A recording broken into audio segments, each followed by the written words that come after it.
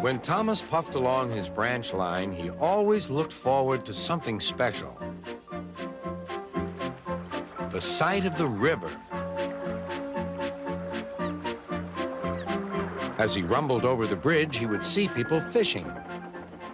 Thomas often wanted to stay and watch, but his driver said no. What would Sir Topham Hatt say if we were late?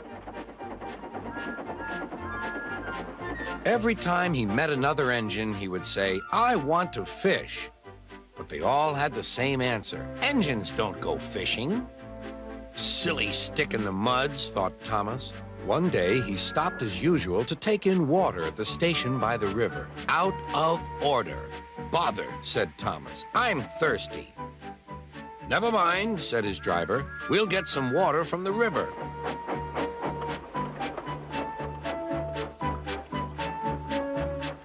They found a bucket and some rope and went to the bridge.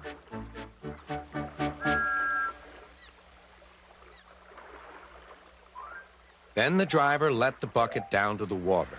The bucket was old and had 5 holes, so they had to fill it, pull it up, and empty it into Thomas's tank as quickly as they could, several times over.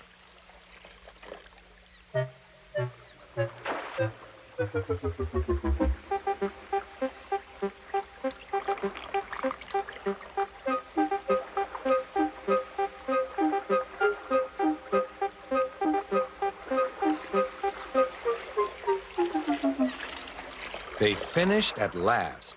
"That's good, that's good," puffed Thomas, and Annie and Clarabelle ran happily behind.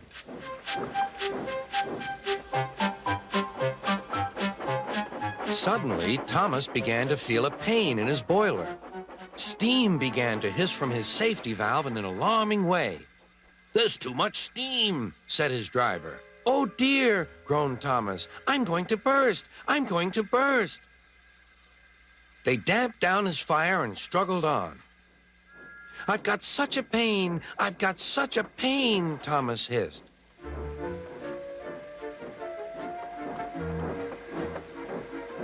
They stopped just outside the last station, uncoupled Annie and Clarabelle, and ran Thomas, who was still hissing fit to burst, on a siding right out of the way.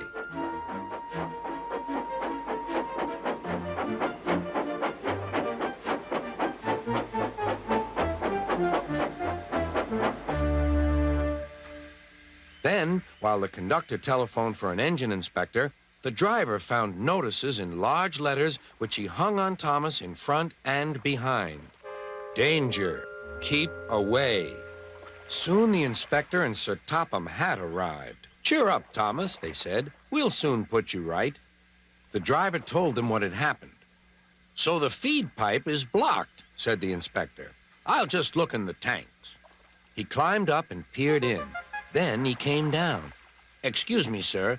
Please look in the tank and tell me what you see." "Certainly, Inspector," replied Sir Topham Hatt. He clambered up, looked in, and nearly fell off in surprise. "Inspector," he whispered, "can you see fish?" "Gracious goodness me! How did the fish get there, driver?" "We must have fished them from the river with our bucket," replied Thomas's driver. "Well, Thomas, so you and your driver have been fishing, but fish don't suit you. We must get them out." They all took turns at fishing in Thomas's tank, while Sir Topham Hatt looked on and told them how to do it.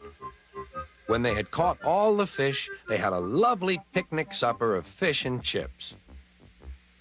That was good," said Sir Topham Hatt. "But fish don't suit you, Thomas, so you mustn't do it again." "No, sir, I won't," said Thomas sadly. "Engines don't go fishing.